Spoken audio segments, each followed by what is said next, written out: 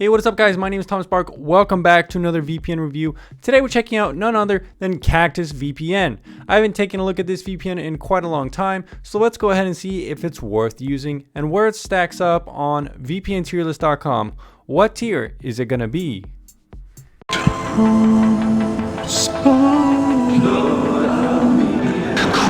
of VPN tier list.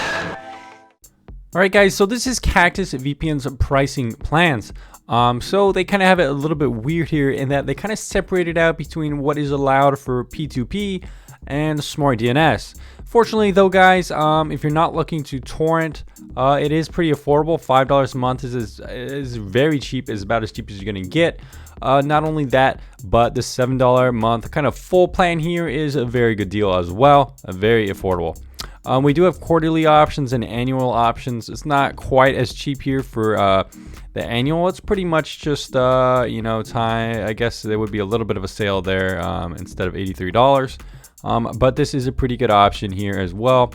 Overall though guys, pricing here is very good. I would have liked to see, of course, allowed P2P activity here without the Smart DNS. I think that would have been a little bit better personally, because I think it's a little bit lame that they restrict P2P to specific servers. But the good news is that you can pay with Bitcoin and various other methods here, so that's very good to see. Overall though, no major complaints with the pricing plan here. Alright guys, so this is CactusVPN's application, and overall it's kind of changed throughout the years. This is what it looked like when I first reviewed it, and now it looks quite good, and I actually quite like the interface. Basically, it kind of works in a tabular system between VPN service, Smart DNS, settings, and the app killer. So app killer is sort of like a kill switch where you can add various applications and stuff like that. The settings area is mostly where the meat is of the application. You can change the protocol here. Interestingly enough, it's to SSTP. Preferably, I would rather it default to OpenVPN and TCP protocol. There is auto reconnect, group servers by country when sorting by speed. That would be a nice feature. I'll keep that checked. We also want to put DNS leak protection, and we do have some smart DNS features as well. So it looks like you might be able to configure this to change how the smart DNS works for streaming services. We'll have to do that test later on. And of course, we have some more general settings here in the general department, Smart DNS here, and the VPN service. You can sort by speed, which is cool. It looks like it's actually sorting right now, actually. Let's see how long that takes. Like it has sorted it by speed. That's quite a cool feature. Some VPNs do it kind of automatically. They don't kind of do it like right now per se. They will just kind of have an up-to-date list kind of sorted. So it's kind of interesting how they do that here. Never really seen that before. Overall, it's quite a decent application. I like the look. It's easy to use, has a decent amount of features. Alright guys, so doing some more further tests with CactusVPN after that filmed segment, I did find that only some servers work for P2P. Now this was explicitly explained in the pricing page as you saw, but the application doesn't specifically tell you which ones you can use. I talked to support and they might make notations on the app in a future update to let you know which servers are P2P friendly. Anyways though, I think that needs a little bit of an update. In terms of application, DNS leaks were also a problem. I had my DNS leaking all over the place, which isn't a problem with most VPN providers. Additionally, I thought that there could be more servers to choose from since CactusVPN is a smaller VPN provider. Seems like there is a little bit of a limited selection here.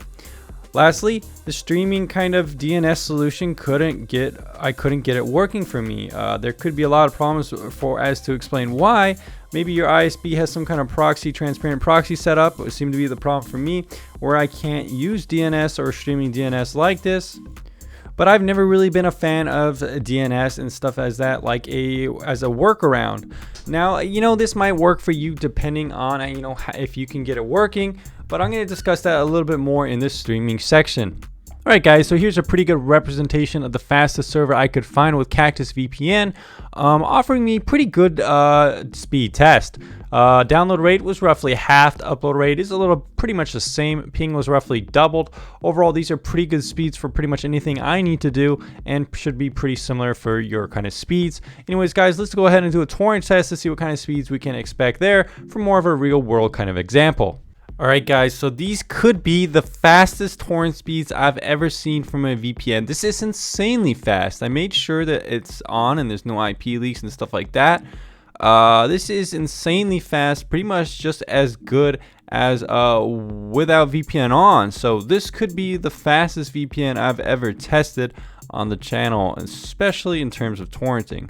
I was a little bit let down that you could only turn on specific servers like Netherlands, Romania, Switzerland, Germany, Spain, and Latvia, but these P2P servers work really well, and overall I am very impressed. Now, while CactusVPN doesn't have that big of a logging policy, they do claim they are a no logs VPN service, which means they do not store any data relating to activities while using any of our privacy solutions, and will not record, monitor, log, or store any of your information. Just for example, they don't collect IPs, traffic log, connection timestamps, use bandwidth, or session duration information. So this is exactly what I'm looking for, and it is good to see that CactusVPN is a no-log VPN. So the customer support for CactusVPN is actually quite good. Very responsive live chat. Usually I was talking to the same person, so I'm not sure how well it does under pressure. Maybe there's just like one dude who's pretty good, just kind of monitoring it. I noticed that when I was talking to him along one of my viewers, the response times were a little bit slower for each of us, so that could be the case. Anyways though, the live chat here for such a small VPN provider does seem to do the job quite well, and I have no complaints with it. Alright guys, so what is Cactus's final rating? Well, it's going to be a 3.58 out of 5.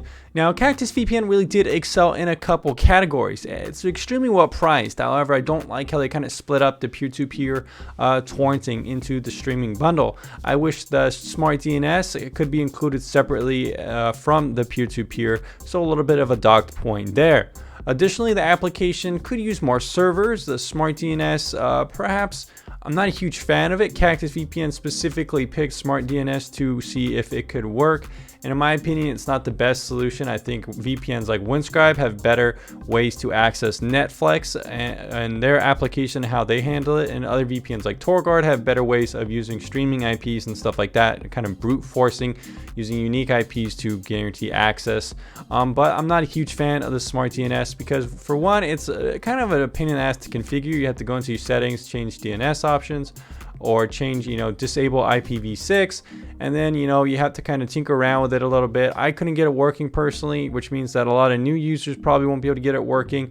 It depends a lot on your ISP, if it's using transparent proxy and so on. They have guides on their website if you want to try to get it working, however. And that leads me to my next point, is the support. The support for CactusVPN is quite good, and I found their support representative that seems to be handling a lot of the support to be very capable and very friendly.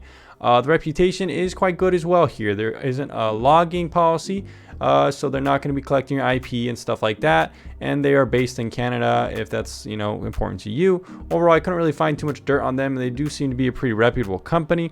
Torrent speeds here are very impressive. I'm glad to see that if you do pay extra to gain access to the P2P servers, which I already mentioned, you're going to get really good speeds here. Probably the best torrent speeds I've tested to date. However, the caveat being that you probably are going to be having DNS leaks, which isn't probably too much of a problem for torrenting specifically because you're just anonymizing your IP, but perhaps some DNS leaks and stuff like that while browsing, or if you're worried about your ISP seeing your DNS, that could be a problem. So not the most secure, again, in terms of the application. Lastly, guys, I already kind of mentioned that it probably won't work with any streaming providers, but I kind of put up a question mark there because if you can get the smart DNS working, it probably will work. But again, for me, I personally couldn't get it working. Overall, CactusVPN is a very interesting VPN provider. A little bit of a tricky review because I couldn't really get the smart DNS working, and there's kind of some things to look out for, like the DNS leaks. However, overall, it's a decent VPN provider, and if they could fix those DNS leaks, add more servers, maybe make it a little bit more friendly to understand where the P2P servers are and how to choose the specific ones for torrenting, as well as maybe make some other options for streaming, then it could be a very good VPN in the future. Anyways, guys, thanks for checking out this review, and I'll see you again on the next one very soon.